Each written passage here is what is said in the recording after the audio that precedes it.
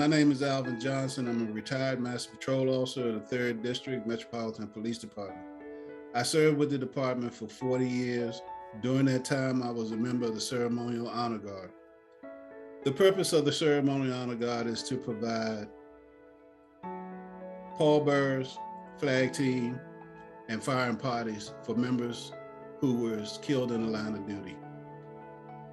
In speaking about these provisions that we provided as the Honor Guard, I have brought back to mind 2 funerals that has really touched me. One was Recruit Officer Ricks. Recruit Officer Ricks was at the academy preparing for his final fitness test before graduation the next day. And while running around the parking lot, he passed out.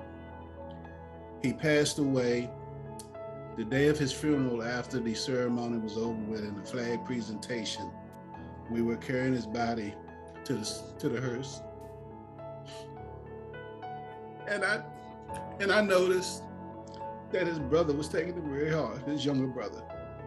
I went down, I placed my arm around his shoulders, and I held him until that part of the service was over with. His mother came to me later on and said she was very touched by that move, that it really meant a lot to her.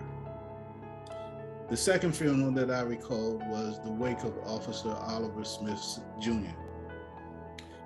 During the wake, I noticed Mr. Smith Sr. kneeling at Oliver's casket, and for some time he just stroked his son's hair.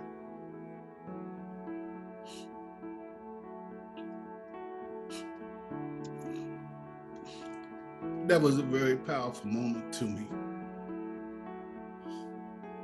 I'm doing this because I want you all to understand that there's a project that I think is a very worthwhile project that's being headed by Lieutenant Nick Buell to replace and repair our memorial to those that has made the ultimate sacrifice in front of police headquarters.